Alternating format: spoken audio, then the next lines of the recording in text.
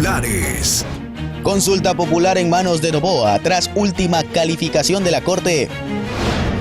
Descubren fachada de mafia albanesa que operaba en Ecuador. ¿Cuáles fueron las posturas para no aprobar el alza del IVA? Luz verde para la fiesta de la fruta y de las flores en Ambato. Nuevo golpe al narcotráfico en las costas de Esmeraldas y Manabí. Expresidente Sebastián Piñera tendrá un funeral de Estado. Y en los deportes, tras la ausencia de público en Guayaquil, la Noche Amarilla se jugará en Estados Unidos.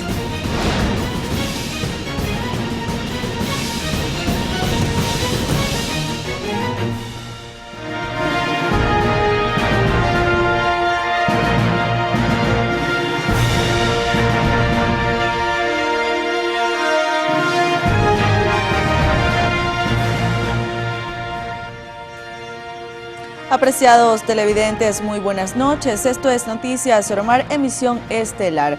Se suspendió la audiencia de juicio por peculado en contra del exalcalde de Quito, Jorge Yunda. Más adelante ampliaremos esta información. Empezamos.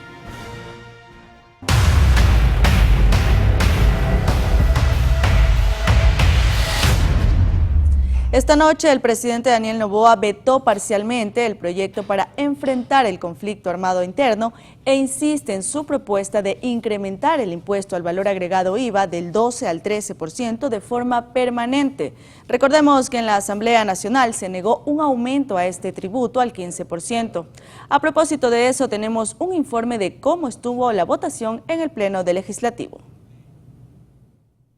Este martes, como ya se había planificado en la Asamblea Nacional, se llevó a cabo el segundo debate de la Ley Económica Urgente para financiar el conflicto interno y la crisis económica y social, la que incluye el alza del IVA del 12 al 15%. La sesión se extendió por varias horas y tras la intervención de alrededor de una treintena de legisladores, el Pleno del Legislativo no dio paso al incremento permanente al 13% del impuesto al valor agregado y 2 puntos porcentuales de manera temporal hasta el 2026. La postura ha sido clara por el pueblo ecuatoriano. El presidente de la República debe dar señales y también tiene que existir sacrificio, en donde nosotros hemos dado alternativas al presidente de eliminación de empresas públicas. Solamente hasta el momento hemos escuchado que son 19 de las 155 que existe, donde va a recaudar solamente hasta el momento 65 millones. Importante mencionar que la votación se realizó por paquetes, esto por pedido de la legisladora oficialista Valentina Centeno, presidenta de la Comisión de Desarrollo Económico. Hubo 83 votos negativos, 43 a favor y 9 abstenciones. Los votos negativos llegaron de los bloques del Partido Social Cristiano, Revolución Ciudadana y Pachacuti, quienes no dieron su brazo a torcer. Aumentar el IVA, ¿qué significa? Que todos paguemos más. El problema es que a los ricos no les afecta y a los pobres sí. Por eso nosotros, en la alternativa, como mecanismo que hemos presentado, planteamos que sean las empresas que generaron utilidades en el año 2022 la que con un aporte 3,25% financien el costo de este conflicto armado interno y sus daños colaterales. La sesión empezó con la intervención del jefe del Comando Conjunto de las Fuerzas Armadas, Jaime Vela, quien pedía a los asambleístas se les dé lo que necesitan para luchar contra la delincuencia. Pues entonces permítanos utilizar toda nuestra fuerza de manera sostenida con la finalidad de imponer la voluntad del pueblo o sobre todo adversario que quiera arrebatarnos la paz. Peleemos esta guerra juntos, no nos paralicemos, sigamos adelante, es momento de actuar. Estamos en medio de una guerra que hay que ganar. Esto, mientras que en los exteriores de la Asamblea, un grupo de manifestantes pedía que se apruebe el cuerpo legal. Con esta decisión, el presidente de la República, Daniel Noboa, podría insistir en esa propuesta a través del veto parcial a la norma que se apruebe en la Asamblea Nacional. En Quito, Juan Correa Rodríguez, Noticias Soromar. Y luego que la propuesta del alza del IVA al 15% no fuera aprobada por falta de votos en la Asamblea Nacional, las bancadas votaron por otras leyes que sí fueron aceptadas por el Pleno. Son temas que también influyen en la economía y seguridad de la ciudadanía, como la aplicación de un impuesto a las utilidades de los bancos y cooperativas de ahorro y crédito, el incremento de hasta el 5% al impuesto de salida de divisas, la tarifa del 5% de los materiales de construcción y también la contribución temporal de seguridad dirigida a las utilidades de las empresas, todos contemplados en el proyecto urgente para enfrentar el conflicto armado interno, crisis social y económica.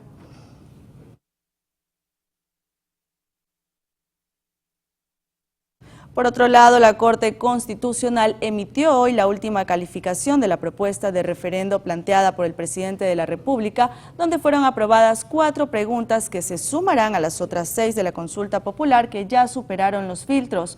Ahora la decisión de cuáles interrogantes llegarán a la papeleta queda en manos de Daniel Noboa. La respuesta se conocerá mediante decreto ejecutivo. Después de eso, el Consejo Nacional Electoral tendrá 15 días para convocar a la ciudadanía a elecciones y 60 días más para llevar a cabo los comicios.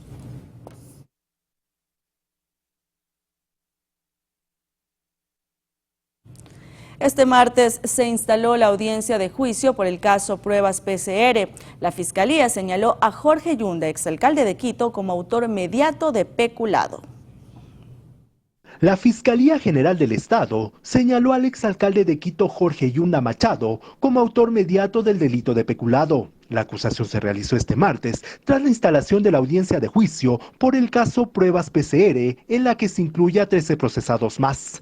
De acuerdo a la autoridad, del 31 de marzo de 2020, Yunda suscribió una resolución en la que delegó a la Secretaría de Salud de Quito, representada por Lenny Mantilla, la conducción de todas las etapas de contratación para afrontar la pandemia del COVID-19. Yo no participé en ninguna de las etapas, ni siquiera para recibirlas o decir que estaban bien. En ese sentido, mi participación fue más de la aplicación, ¿no? ¿Cuál es la mejor estrategia para hacer uso? Por ese lado, entonces yo estoy completamente tranquila de que el uso que se les dio a las pruebas, y de hecho así avala lo que muestran las curvas epidemiológicas en la ciudad de Quito, es que sirvieron para su propósito. Lastimosamente, el ejercer un cargo público con un enfoque científico y riguroso me ha llevado a juicio. Obviamente esto correspondía al contexto político que estábamos viviendo en ese momento. En el artículo 5 de esta resolución se impone la obligación al secretario de informar al alcalde de todo el proceso. Asimismo, la Fiscalía señaló a Mantilla, exsecretario de Salud del Cabildo de la capital, y a Alejandro Vinelli, representante de Salud MSA, como autores directos de peculado. Es que ambos procesados firmaron la contratación de compra de pruebas PCR. Según las investigaciones, la Secretaría de Salud contrató con la empresa SaludMed la compra de 100,000 pruebas PCR para la detección del COVID-19 a un costo de $4.2 millones, pero en su lugar recibió pruebas de diagnóstico cuya capacidad para detectar el virus era menor, causando un perjuicio al Estado de más de $2.200.000. Los procesados sabían que las pruebas no eran las requeridas en el contrato, pero aún así las validaron por orden del burgomaestre Jorge Yunda. Como coautores del delito, la Fiscalía señaló a Jimena Abarca, exsecretaria de Salud, Linda Guamán, ex coordinadora técnica, y Marco Rubí, ex coordinador jurídico de la capital. En Quito, Juan Correa Rodríguez, Noticias Oromar. Mediante un operativo en el sector de Kennedy Norte, en Guayaquil, llevado a cabo por la Fiscalía con apoyo de miembros de la Policía Nacional, aprehendieron a 16 personas. Además, decomisaron insumos médicos caducados y falsificados. También se encontró documentación como facturas de hospitales públicos. Los capturados fueron movilizados hasta la Unidad Judicial Cuartel Modelo y son acusados por el presunto delito de crimen organizado.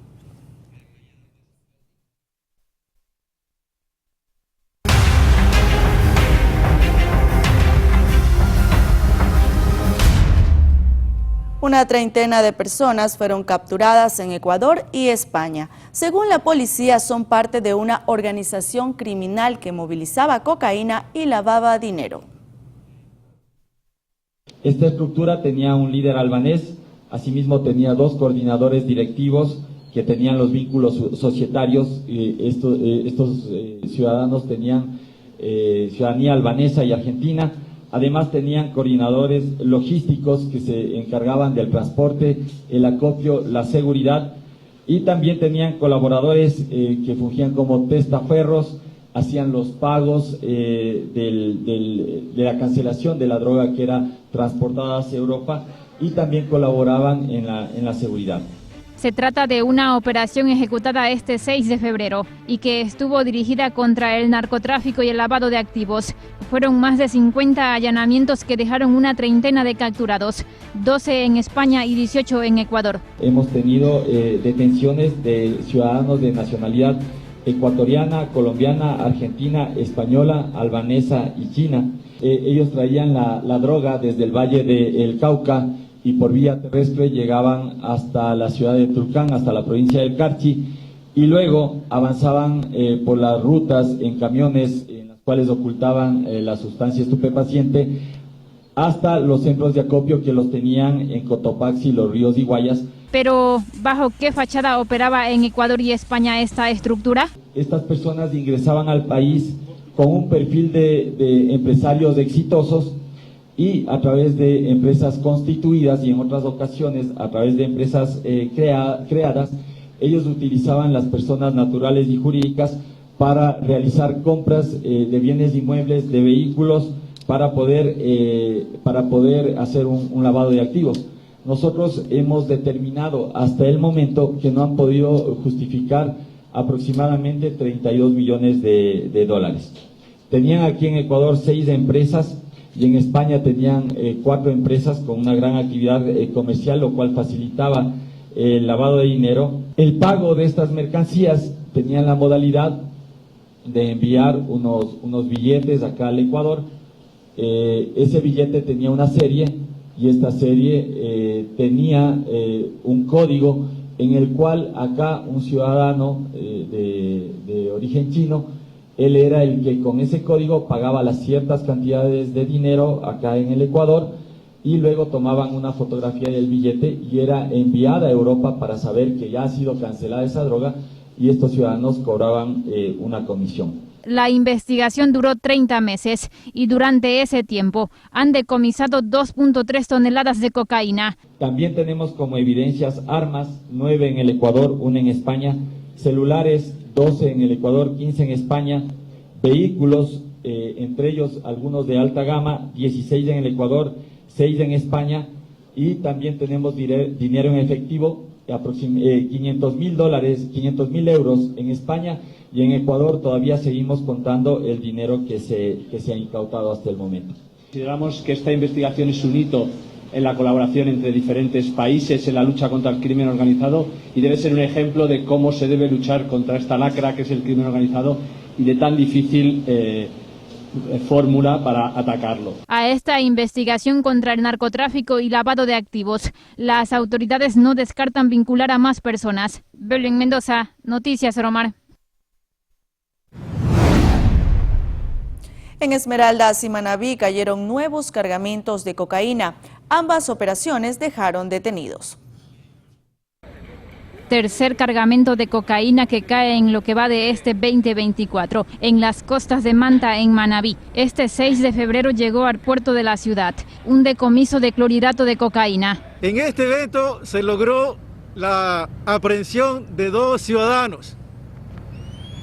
Una panga, una lancha rápida, 3 motores y aproximadamente 34 bultos de sustancias. Esta operación se ejecutó por el bloque de seguridad, conformado por policías y militares, a unas 257 millas náuticas, el pasado 4 de febrero. Se desconoce la ruta de salida y destino de la droga, así como la nacionalidad de los capturados. Nosotros estamos ya reforzando justamente los lugares supuestos donde supuestamente salió esta panga, para tratar de identificar a los integrantes de esta organización, para evitar justamente el que aumenten las muertes violentas justamente en la subzona Manabí. Desde Esmeraldas dieron a conocer otro decomiso este 6 de febrero. En San Lorenzo incautaron 200 kilos de cocaína y capturaron a 3 personas. en esta provincia fronteriza sería el cuarto cargamento que cae en este 2024. Belén Mendoza, Noticias Romar.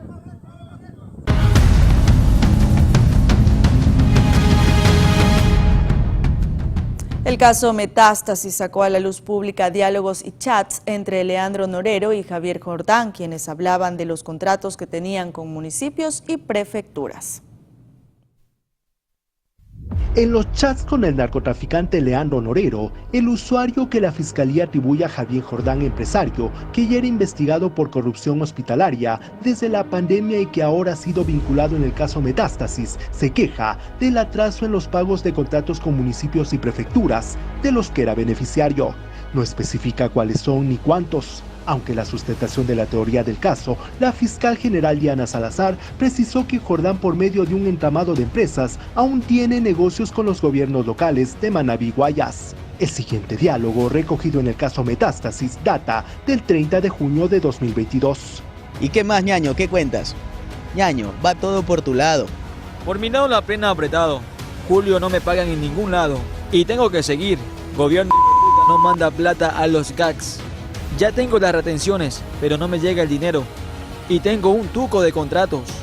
A lo dicho por Jordán, Leandro Norero responde con una frase que el Ministerio Público relaciona con una denuncia que fue presentada luego de la detención del patrón por el asesinato al candidato a la presidencia, Fernando Villavicencio, sobre 2 contratos con el municipio de Manta para la construcción y repavimentación de vías, que se adjudicó a 2 empresas que la Fiscalía sospecha eran de Norero, aunque estaban a nombre de testaferros.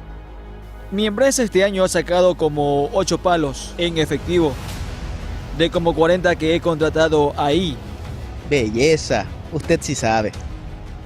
Los contratos se firmaron en 2021 y el monto bordeó los $3.5 millones. En los chats que el Ministerio Público recuperó de sus celulares, el narcotraficante por esos días se refiere también a una prefectura en particular que le preocupa. A mí sí me paga el GAT. Con eso es que se están manteniendo las empresas.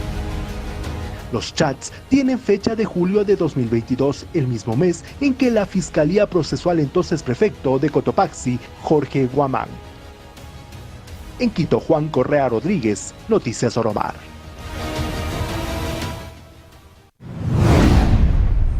Momento de la primera pausa comercial. Están invitados a seguirnos en vivo también desde www.oromartv.com. Enseguida volvemos con más información.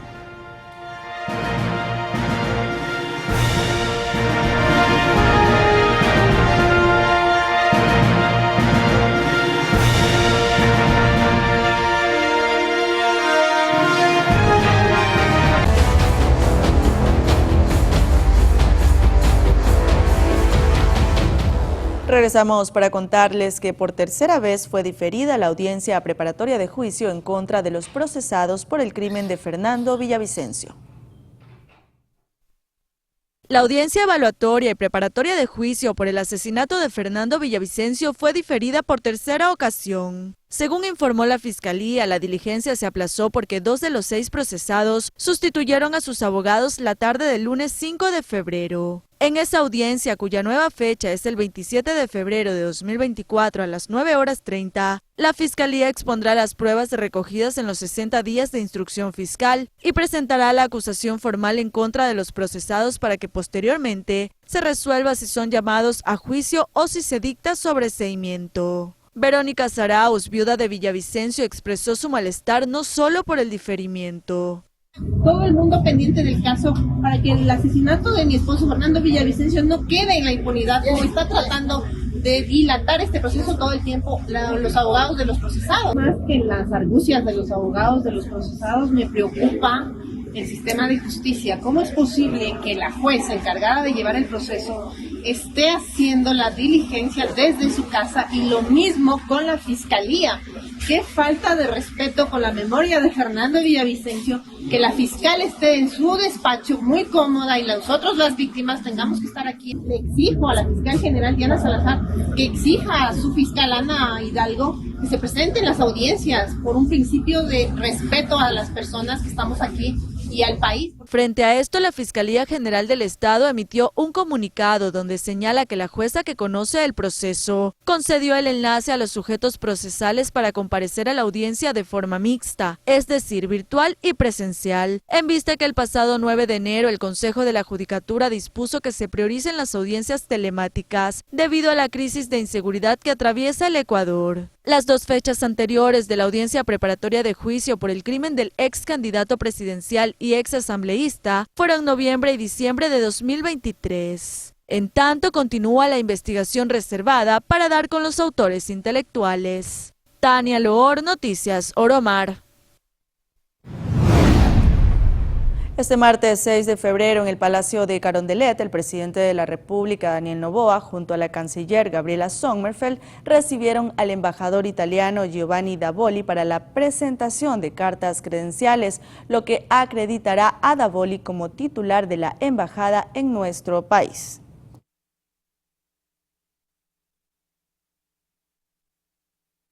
En otro ámbito de la información, luego de 3 meses seguidos con cifra negativa, la inflación de Ecuador cerró en 0,13% en enero. En la siguiente nota revisamos dicho indicador por ciudades. Según el Instituto Nacional de Estadísticas y Censos, la inflación anual de enero de 2024 cerró en 1,35%, es decir, el indicador tuvo una disminución frente al igual mes de 2023, cuando llegó a 3,12%. Por su parte, la inflación mensual cerró en 0,13% en el primer mes del año, por encima que en igual mes de 2023, cuando estaba en 0,12%. La región Costa tuvo una mayor variación del índice de precio al consumidor, con un promedio de 1,97%, frente al 0,67% que se registró en la Sierra. En este contexto, en el grupo de ciudades que evaluó el INEC, Esmeraldas ha registrado la mayor inflación con una tasa de 2,66%. Detrás se ubica Santo Domingo con 2,41%. La mayor incidencia la tuvieron los precios de los alimentos como queso de mesa, pollo entero, naranja, carne de res sin hueso, papa, presa de pollo, pescado fresco fileteado, atún en conserva, arveja tierna y zanahoria amarilla. También ítems de salud como suplementos y vitaminas, además de servicios domésticos que en los meses de enero desde el 2022 aparecen en la lista de alzas. Ese año se dio un incremento significativo de $25 en el sueldo básico, que es el que perciben los trabajadores domésticos, igual que en enero de 2023, y para enero de 2024 el alza fue tan solo de $10. En el presente año la canasta familiar básica se ubicó en $789,57. Esto representa un incremento de $24,86 con relación a enero de 2023, cuando estaban $764,71. María José Pino Argote, Noticias Oromar.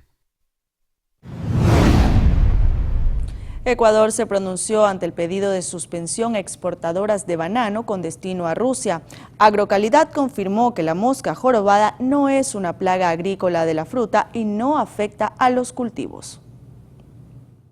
Ante las sanciones impuestas por el gobierno de Rusia hacia 5 exportadoras de banano ecuatorianas por la supuesta presencia de un insecto, Agrocalidad emitió un comunicado en donde afirma que la mosca jorobada no es una plaga agrícola del banano y no ataca ni afecta a los cultivos. No obstante, la entidad puntualizó acciones a ejecutar. Por ejemplo, notificar a exportadores y fincas, llevar a cabo un plan de acción que comprende el incremento del monitoreo en sitios de producción y empacadoras. Sobre las 5 empresas notificadas, Agrocalidad intensificará las inspecciones con acompañamiento de técnicos que estarán presentes en toda la fase del empaque. Según establece el comunicado, Ecuador ejecuta más de 84.000 envíos de musáceas a todo el mundo y hasta la fecha no había obtenido ninguna notificación similar de otros países. El país soviético es el principal destino del banano ecuatoriano, con un valor de 840,9 millones en envíos de productos a ese país entre enero y noviembre del año pasado. Yanis Andrade, Noticias Oromar.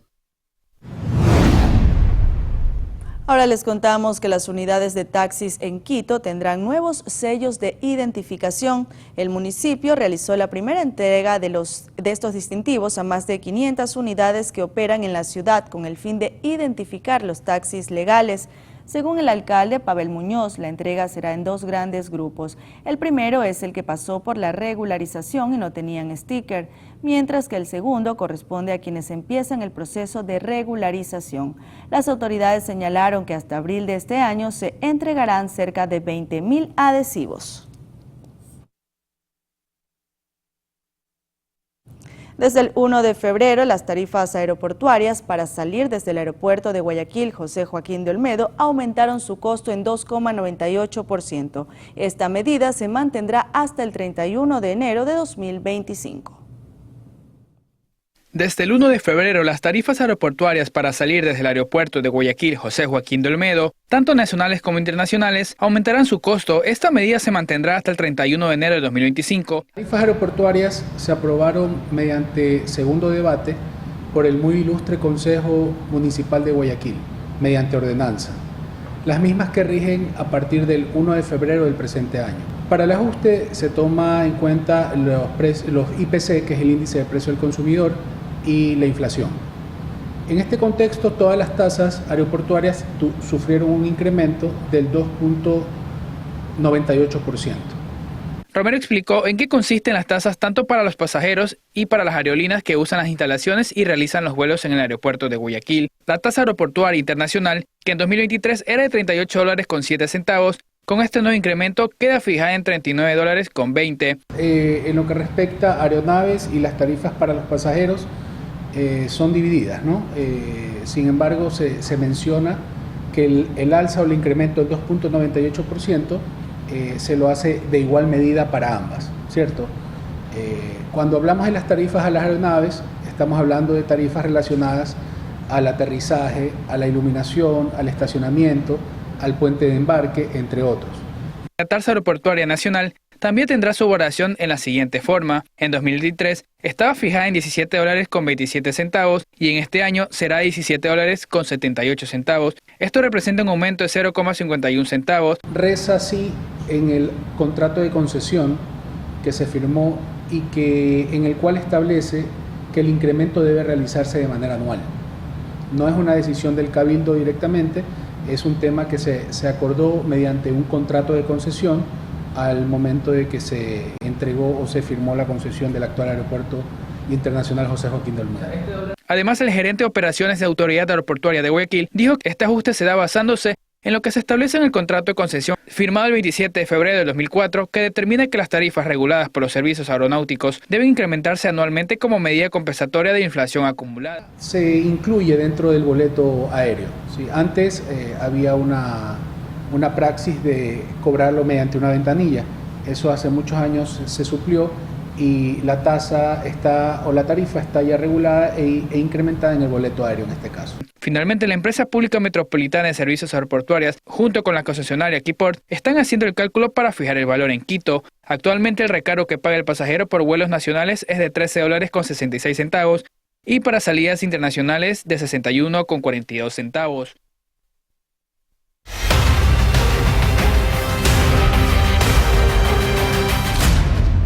A raíz de 30 minutos de intensa lluvia y granizo, 6 barrios en Saquicilí, provincia de Cotopaxi, quedaron inundados la tarde de este último lunes. Personal del Servicio Público de la Municipalidad y bomberos de la localidad arribaron hasta los puntos críticos para ayudar a destapar los sumideros. Mediante un comunicado, el Cabildo dio a conocer que entre los barrios afectados se encuentran Los Manizales, Tambillo, 9 de octubre, Manabí, Liga Cantonal y la vía a La Tacunga.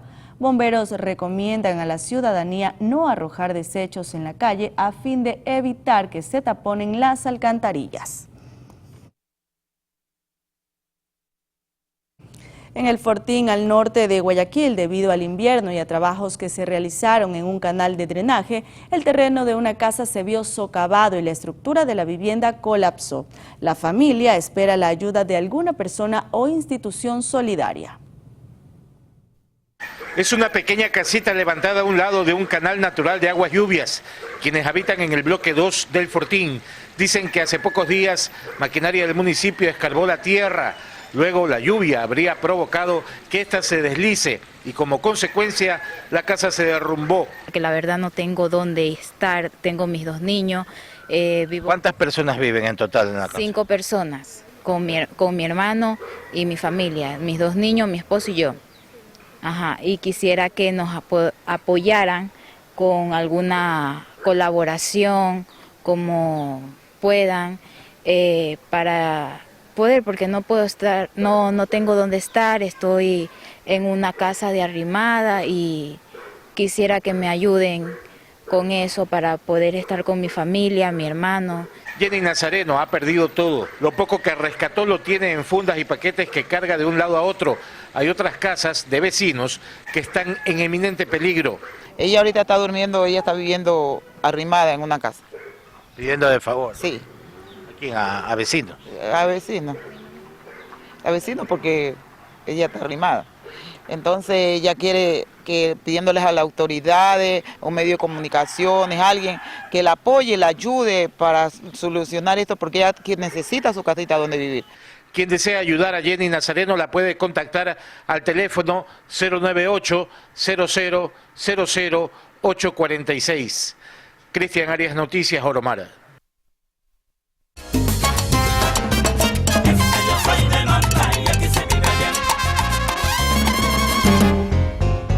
El prefecto de Azuay se sumó al mensaje del alcalde de Cuenca sobre la realización de los eventos planificados para el feriado de Carnaval. En este contexto se refirió a 9.000 plazas que serán usadas para las actividades a nivel provincial. Estos carnavales 2024 en el Azuay se van a dar. Hoy es el prefecto de la Azuay quien asegura que sí habrá eventos de carnaval en Azuay. Tenemos cerca de 9.000 plazas que pretendemos ocupar en este carnaval y eso sin lugar a dudas va a dejar un importante incentivo económico, sobre todo para los diferentes sectores productivos que están detrás de toda esta organización. A nivel provincial se habla de más de 90 eventos. ¿Qué planes de contingencia y de seguridad se han planificado durante los días de asueto? Juan Cristóbal Lloret se refirió al Bacanzote Fest en Yunguilla, el sábado 10 de febrero. En el caso de la prefectura de la Azuay hay 44 guardias de seguridad exclusivamente para el evento de Santa Isabel. Pero el orden público y la seguridad ciudadana, los exteriores, en todas esas zonas, por supuesto que es una responsabilidad privativa, dice la Constitución, de las entidades nacionales. El pasado lunes en la gobernación de la Azuay, las Fuerzas Armadas y Policía Nacional recomendaron a las autoridades locales no realizar eventos masivos. Entre las explicaciones: no tenemos policía para todos los eventos de la provincia de la Azuay para cubrir los eventos. Es aquí donde Lloret pregunta a las entidades encargadas del orden y la seguridad: ¿cuántos policías y militares hay en Azuay? Pero tampoco se pueden sacar el cuerpo las instituciones del orden público. Y por lo tanto, nosotros vamos a pedirles, comedidamente, tanto a la Policía Nacional como a Fuerzas Armadas, que todo el contingente que tienen en el Azuay pueda disponerse para el control efectivo de la seguridad ciudadana y el orden público. De ahí que esperan reunirse con las Fuerzas Armadas y Policía Nacional previo al feriado para coordinar acciones, manifestó Lloret. Y que esas reservas que se están haciendo en los hoteles de la provincia de la Azuay no se caigan.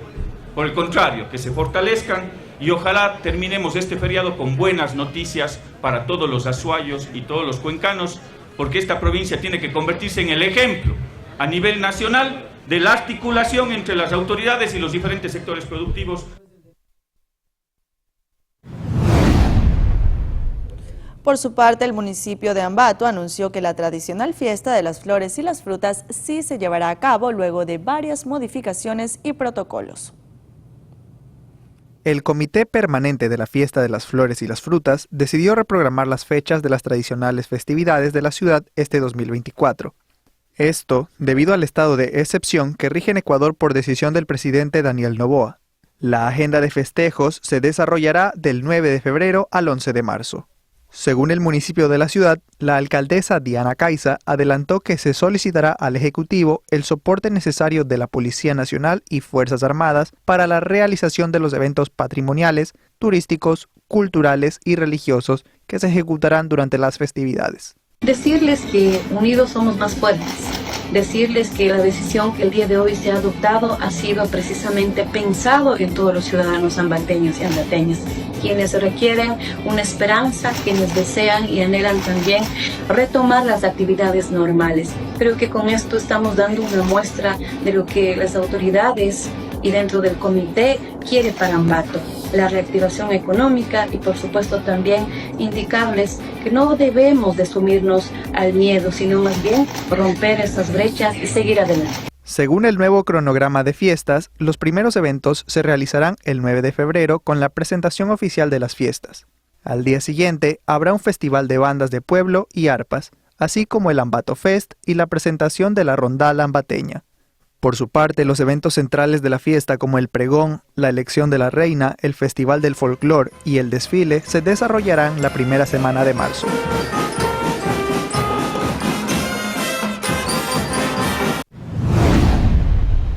Con esta información hacemos una nueva pausa comercial, amigos, pero manténganse en nuestra sintonía porque ya volvemos para revisar algunos sucesos acontecidos en las últimas horas en distintas partes del país.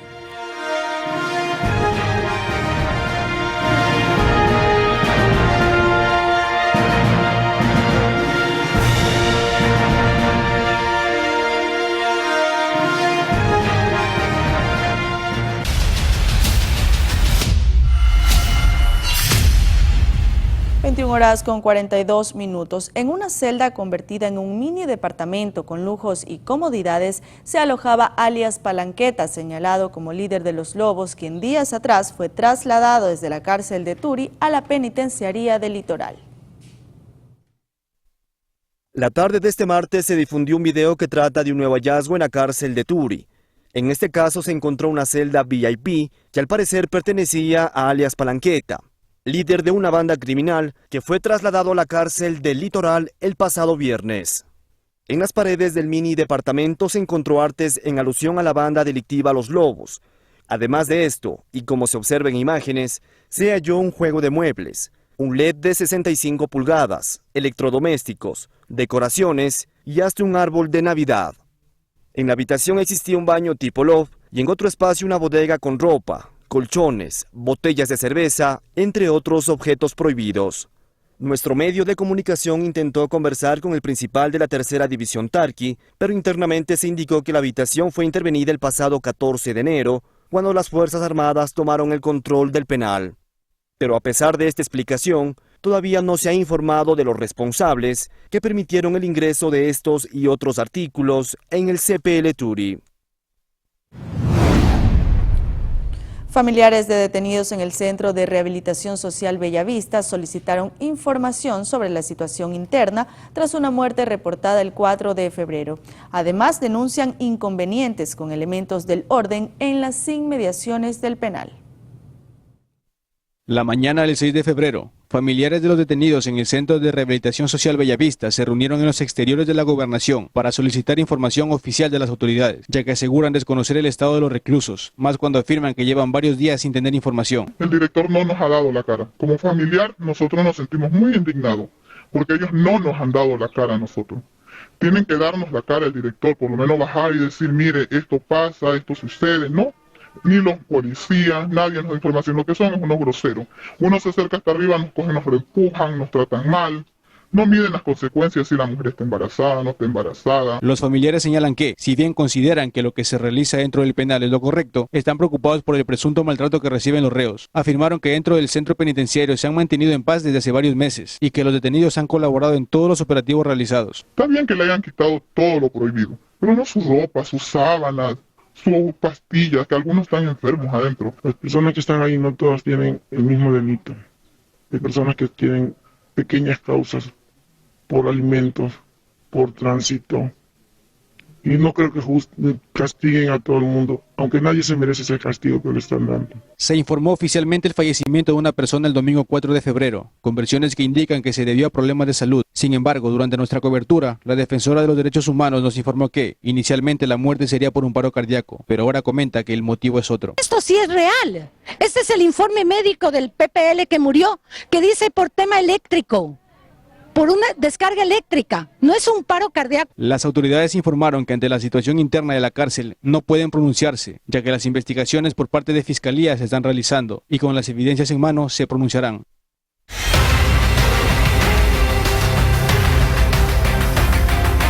Dos hombres fueron asesinados la mañana de este martes en la capital manabita. Además, en el cantón Jaramijó fue encontrado un cuerpo sin vida al interior de un vehículo.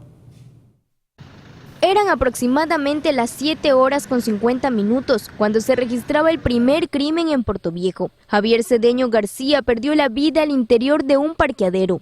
Momentos de que se baja de su vehículo, un Ford Explorer color negro, es interceptado en la vía por un individuo de tez morena, afroecuatoriano, el mismo que le realiza varias detonaciones de un arma de fuego en su humanidad, produciéndole la muerte. La víctima trabajaba actualmente en la gobernación de Manabí. Él era un funcionario público, trabajaba en la gobernación, en la asesoría jurídica en el 2015, debido a que había sido separado y nuevamente había reingresado a la gobernación a trabajar directamente en la asesoría jurídica. En la escena del crimen se encontraron 9 indicios balísticos de un arma 9 milímetros. Luego de haber la verificación, tiene 3 antecedentes en el 2021-2022 por intimidación, por el tráfico y por extorsión. Horas más tarde se registró otra muerte violenta, pero esta vez en la parroquia Andrés de Vera. Los individuos que atentan con la vida se trasladaban en una motocicleta. 2 individuos identifican a esta persona y le realizan varias detonaciones con un arma de fuego. Como indicios, en el lugar de los hechos se encontró igual 9 indicios balísticos. El hombre asesinado fue identificado como Levi Moreira, quien se dedicaba a la venta de pescado. La policía informó que la víctima registraba antecedentes penales por robo e intimidación. Pasado el mediodía de este martes, en Jaramijó, específicamente en el sector de Jaramisol, fue encontrado sin vida una persona al interior de un vehículo. El vehículo han visto unas personas que se han bajado y se han ido en prioridad carrera. Se presume que ha sido apuñalado el señor. El hombre fue identificado como Eric Zambrano Pico, de 33 años. Agentes de criminalística llegaron al lugar para recabar la mayor cantidad de indicios que aporten a las investigaciones. Mirly Macías, Noticias Oromar. La mañana de este 6 de febrero, la Policía Nacional fue alertada de un presunto robo a un vehículo blindado en un centro comercial de Daule, provincia del Guayas. La noticia se hizo viral en redes sociales, causando temor en la ciudadanía debido a que había reportes de una balacera.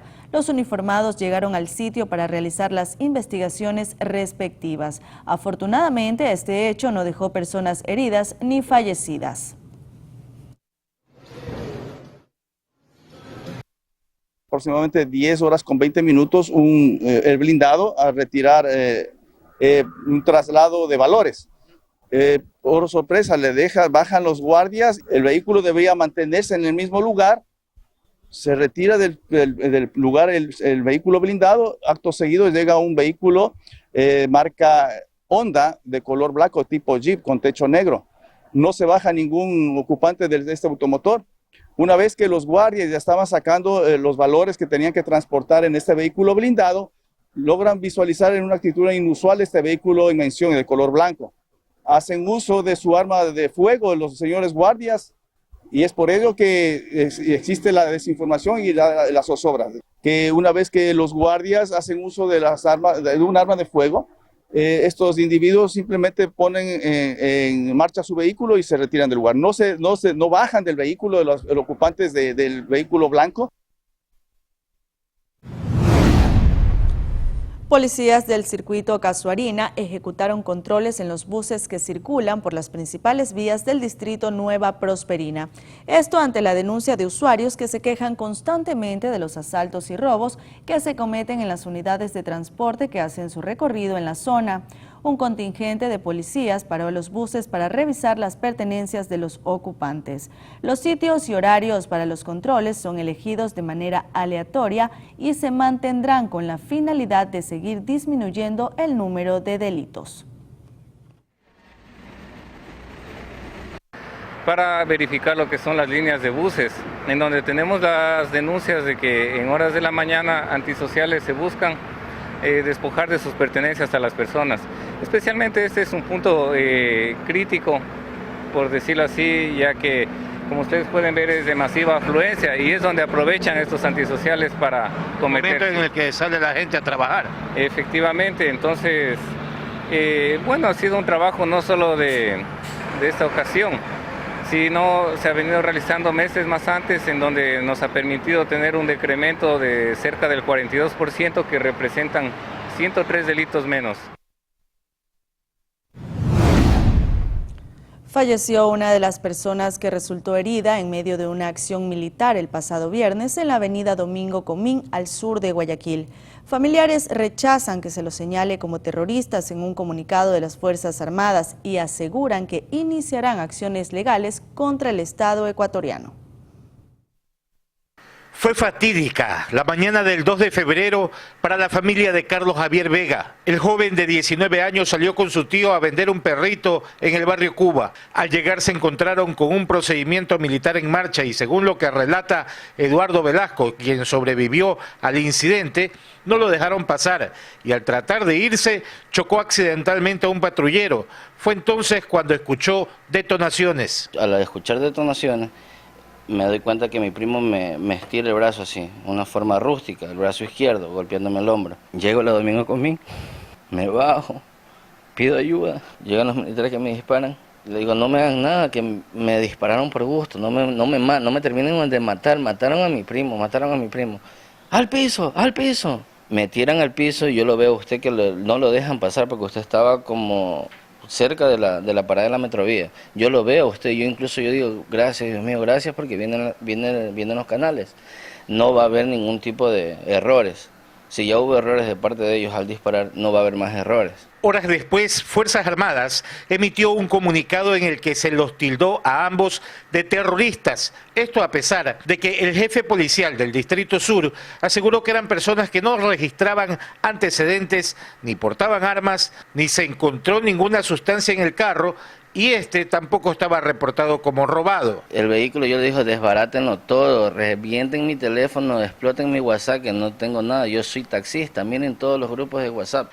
En los chats constan los mensajes referentes a la venta del perrito, minutos antes de la hora en que la fatalidad cegó la vida de Carlos Javier. Y a mi hijo me lo han tratado como terrorista cuando no es así. Mi hijo me ayudaba a mí en mi negocio, que tengo una panería, allá pasaba todo el día. Tocaba el bajo en el grupo musical de su iglesia cristiana, era el más ocurrido y alegre de la familia. Un montón de fotos y videos muestran lo feliz que fue junto a sus seres queridos, entre ellos su novia Natasha, con quien estaba a punto de irse a vivir juntos, eso sí, después de ingresar a la universidad. Yo estaba haciendo los pasos para entrar a la universidad porque él me dijo que iba a coger comercio exterior porque él quería ser un gran empresario. Sus padres, sus abuelos, su primo, su novia, su mejor amigo y toda su familia llora la muerte de Carlos Javier Vega y Panaqué, de apenas 19 años.